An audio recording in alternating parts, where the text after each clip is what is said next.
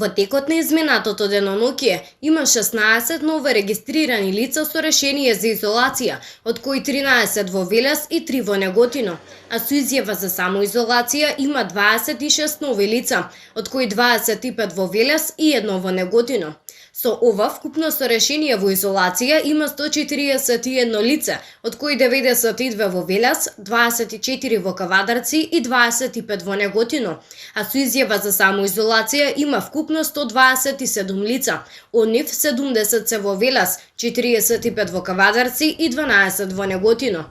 Од страна на полициски службеници извршени се контроли кај лица во изолација и самоизолација, при што е констатирано дека сите ги почитувале овие мерки.